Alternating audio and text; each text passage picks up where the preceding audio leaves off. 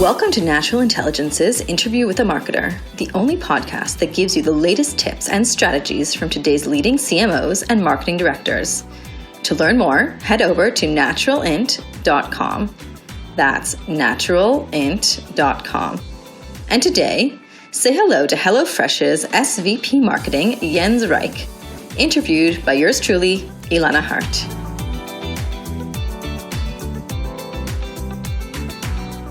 Can you tell me a bit about how you got started in marketing? Yeah, sure. This is Jens. I'm SVP Marketing here at HelloFresh in the US. I'm leading marketing and data and product management. I started with marketing actually when I was really young. I was one of probably the first eBay sellers or top sellers. I started that actually when I was still in school. I bought stuff and sold it and did some advertising and some marketing for it on really low scale, which is like basically to earn some money on the side. But that was my kind of first marketing and sales experience at that time. Then after I studied marketing, basically in Germany, at the University of Münster, and in Chicago, in the US, I started at BCG as a consultant, and focused mainly on marketing and sales projects. Did a lot of growth projects, but also restructuring there. So marketing basically from all different angles. I would say my true passion for marketing and marketing operations, I would call it, was, I discovered actually when I wrote my PhD thesis for Zalando, one of the biggest e-commerce fashion retailers in Europe, where I wrote a program at that time in Starter, like a multivariate regression model on how to optimize marketing spending and budget allocation of different various marketing channels, offline, online. It was a lot of fun, because it was also the time where Zalando basically scaled like crazy, invested huge amounts of marketing in TV, but also digital marketing channels, and was also like when Facebook went through the roof, and there was like just exciting times. That's when I really discovered my passion for marketing operations as well, but also for strategic marketing and especially in the digital space and e-commerce space. Okay. And today in the position you hold at HelloFresh, what do you think is the most intriguing part of your work on a day-to-day basis? I think it is being able to quickly and fast adjust your tactics, be it investment in certain channels, in certain campaigns, in certain offers, et cetera, and actually seeing the impact more or less 24 hours later or a week later or whenever, but being able to basically steer and get direct response from the market, from customers, to see how it resonates, and if it's the right thing to do, and basically being able to measure that. That's just, I think, like still, even after like several years in that space, it's super exciting. It can be tough from time to time, because also you see if something does not work and if some of your hypotheses just don't hold true. But it definitely is kind of the most honest feedback that you can get, and also definitely motivates you to just continue to optimize all the time, and keep on working on improving customer experience, for example. That's what I find really, really exciting and rewarding on a daily basis. And what sort of indicators show you that you are succeeding, or what sort of marketing measurements or targets do you really focus on? Yeah, I mean, I think that's probably the usual, right? I mean, it's basically at the end, it's of course marketing. Our way is basically what do we earn through our initiatives. It depends also on, of course, the area that you're looking at. Of course, we look at digital product. Of course, it's conversion rate, and you see how that develops over time. Look at marketing spending, of course, that it's marketing ROI. So I would say like nothing special, to be honest, just the usual metrics. I think it's more about very thoroughly measuring them on a daily, weekly base, monthly base, and just getting the right insights from that. Mm-hmm. And I mean, you mentioned, of course, the customer reaction. So maybe you could tell me a bit about what your approach is at HelloFresh to creating an amazing customer experience and, how the company really delights their customers and creates brand loyalty. I think in the end, we're a very data-driven company. So I think in the end, it is about less about opinions and it's more about using the data and the insights that the customer basically shares with you across various touch points and optimizing based on this. So I think this probably is not a short-term quick fix. It is basically a mindset that I think we here at HelloFresh have and that we all share, which is constantly try to optimize and even better understand our customers, understand what they like, what are the promoters, what are the detractor reasons, and where's friction in the process, for example, from a digital product perspective, and just tackle that every single day and optimize this. So I think there's not one thing switch that you can just basically turn and then you're delighting the customer. I think it is across the customer journey and across the various customer touch points, making sure that you track how you're performing and that you also just constantly optimize in that regard. And also if something goes wrong, of course, that you just react quickly. So we believe that listening to your customers and using data for this to have a proper discussion based on facts rather than opinions is long-term for sure key to success. Mm-hmm. Certainly. And maybe you can also tell me more about your product and, what you think distinguishes your meal kit delivery service from the competitors in the market. Yeah, sure. I mean, there are several competitors, of course, in the market, as probably many people know and maybe already also tested.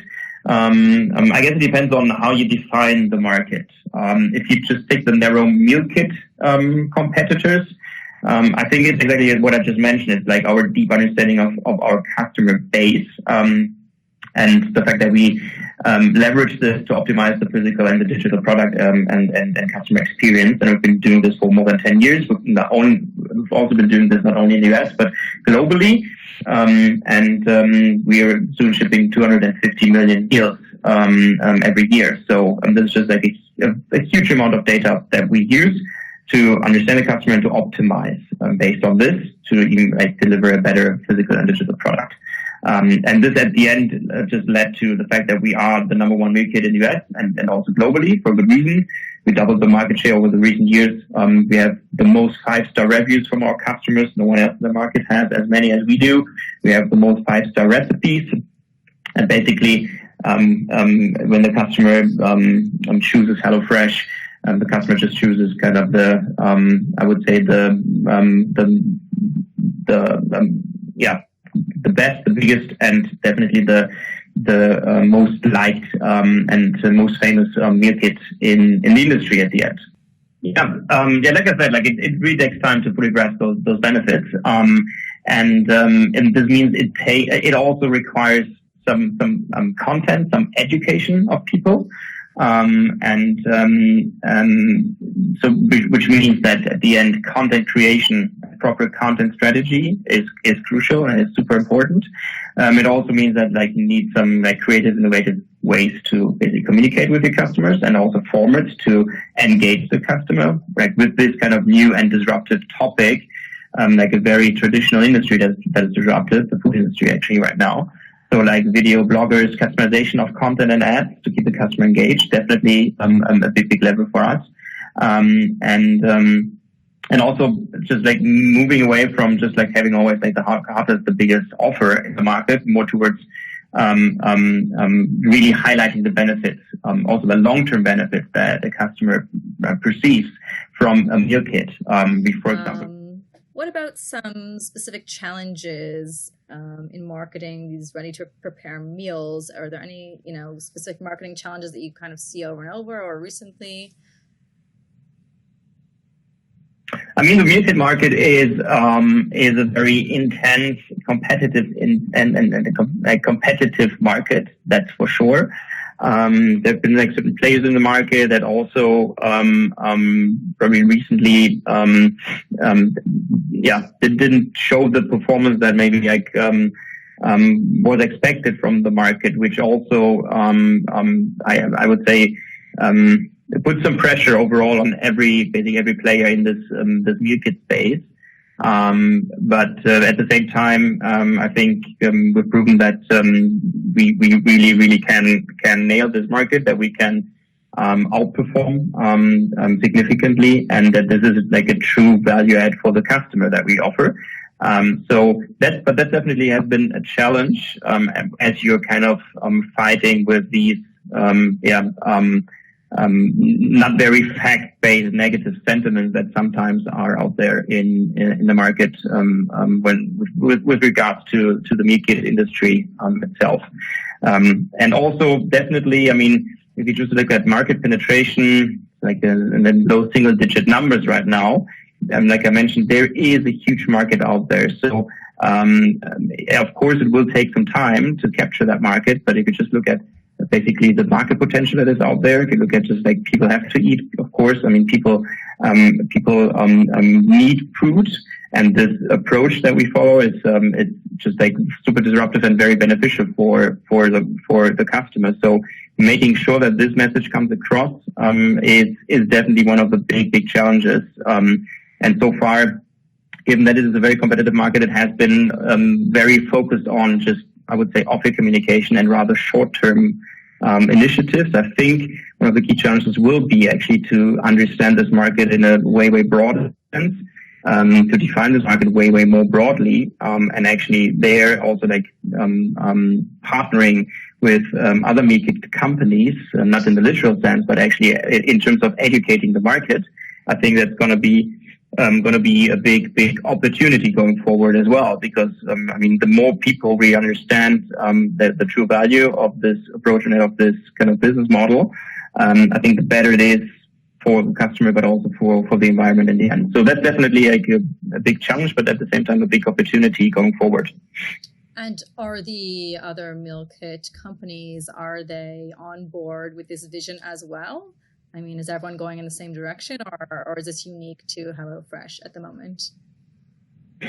Well, to be honest, I hope so, at least. Let's put it this way, because there's good reason to believe in a significantly higher market penetration. If you just look at, for example, shoes. I mean, there was a time where people said, "Oh, you cannot buy shoes online."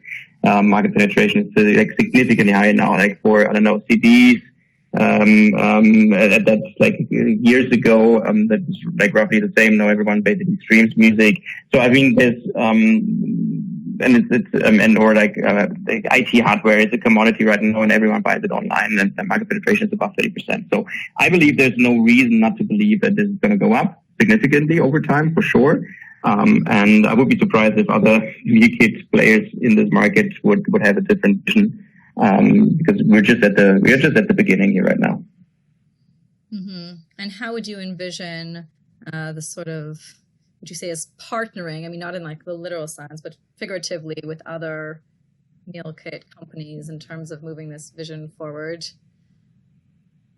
I mean, what you basically can see in the market is whenever there's a higher also marketing spend in the market, a higher advertising pressure in the market, you can see that just also like just interest for the category increases. So basically, the meal kit industry, like the meal kit players, are building this market as we speak. And the more just like advertising goes into this, the more education, the more content is out there. Actually, the better it is for like just general awareness for the category, and also uptake. So I'm a strong believer in a long-term strategy, which means disrupting the food industry and the typical supply chain, cutting out the middleman and basically reducing food waste. And this gives you huge efficiencies overall that just totally makes sense and make this a very favorable value add for the customer, but also business opportunity. I think that's exactly the way to think long term about this category rather than short term offer optimization. Mm-hmm. Yeah, that makes a lot of sense, and it's really interesting to hear from you. And in terms of your marketing strategy, which marketing channels are you currently using the most, and which marketing channels and touch points with customers do you think are going to be the most relevant in the next few years? I mean, I cannot reveal our marketing channel mix and our strategy, to be honest. But just like I said, I believe in kind of owning also the customer relationship. So if we talk about the next couple of years, I think it's going to be crucial to see how, let's stick to D2C brands, how they kind of own the customer relationship and how they can motivate the customer to actually come back to their platform, engage with their platform, rather than, like, for example, for a classic e-commerce company, rather than buying everything from Amazon.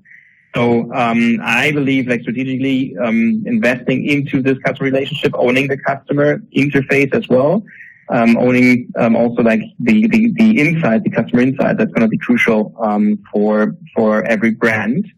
In order not to be obsolete at some point and not to be degraded to just, I don't know, a supplier for certain products, certain ingredients, whatever.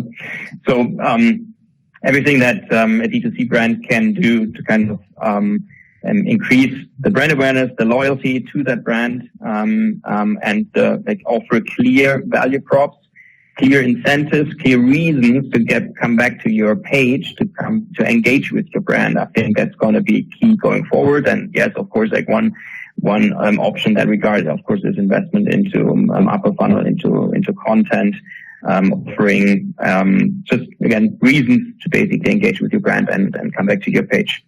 I think that's going to be key. Okay. And is there any, just to sort of sum everything up, is there any particular marketing success story that you want to touch on that you've had recently, or any sort of really key moment in your marketing strategy that you're really proud of that you want to share? I think what's pretty cool, if I may say, is our, I would say, and we're really proud of it, is our recent collaboration with Jessica Alba. Not sure if you've seen that. We also recently launched a date night box. And the fact that a celebrity like Jessica Alba really loves our brand, engages with it, and really fully supports it. And also, Jessica Alba is very conscious when it comes to sustainability and the environment, which I think it's just overall a great story. And being able to partner with her in that regard, I think is amazing, and also shows how strong of a brand HelloFresh has become over the past years. And definitely gives us some tailwinds in that regard. And there's definitely way more coming up in that regard. So we're a big business now. We're by far the market leader, and I think it's a great sign that we also can show that with our partnerships with celebrities that kind of support our brand and our mission overall. Mm-hmm. Yeah, that's really wonderful. Can you also just tell me how many countries is HelloFresh in at the moment? If you know approximately.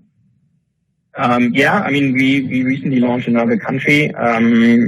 She would need to look up the exact number. I think it's like 11 or 12 countries right now. And the newest countries, Australia, New Zealand, that we just recently launched, as well as Sweden. So we're still constantly scaling up, and also targeting new markets, and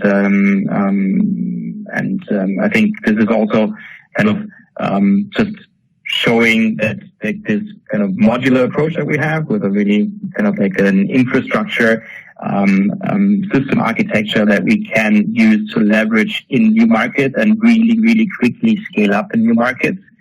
Using also the extensive know-how that we gathered over the past years when it comes to meal kits and customer tastes. I think it's just like a very strong setup for further international expansion. And do you find a lot of variation across customer needs in different countries and across what your marketing strategy looks like in different countries, or is it quite homogenous in all places? I'm sorry, can you repeat that question? I didn't get that fully. Do you find a lot of distinctions between different countries in terms of what the customer needs are and how you position your marketing strategy, or is it quite homogenous around the globe? I mean, there are significant local and regional differences, to be honest. Australia, for example, we launched a partnership with or like I would say more in a humoristic way, comedians, and kind of using this angle and this hook to also communicate some fun that you can have definitely with like preparing food, eating food, and it can be like a true fun exercise as well. That worked, for example, really well in Australia, and maybe then the German market is a bit more, the US market is a bit more traditional in that regard. So yes, definitely different kind of communication styles, messages, definitely work differently in the different markets, but also taste, of course. If you just look at the US, even the US, like of course, like taste profiles vary by state.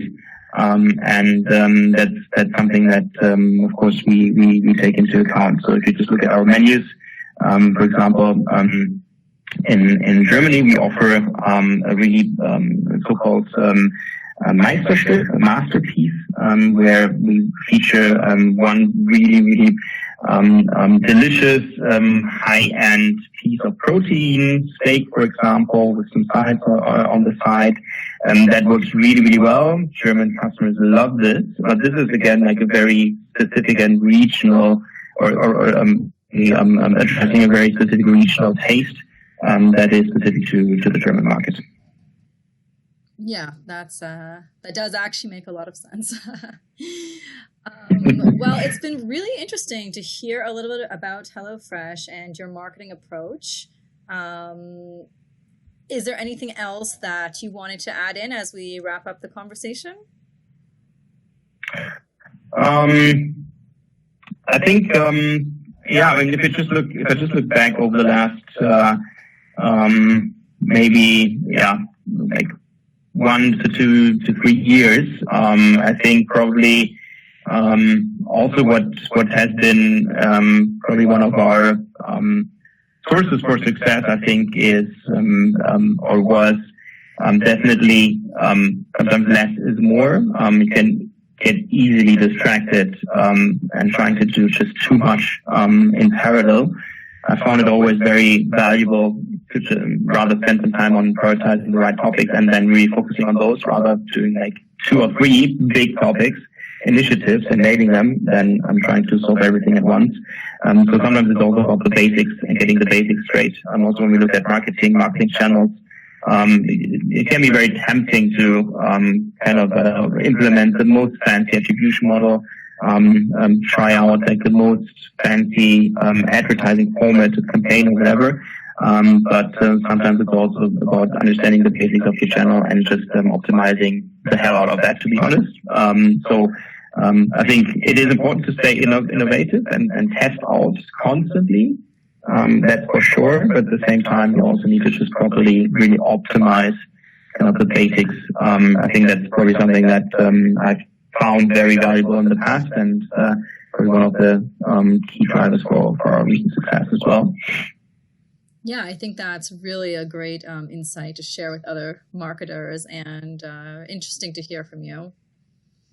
So I think that, that will conclude our conversation for today. I really want to thank you for your time and speaking with us. And we look forward to seeing the next things that HelloFresh is bringing to the market. Thanks a lot. Okay. It was a pleasure talking to you. A pleasure as well on my part. Thanks very much.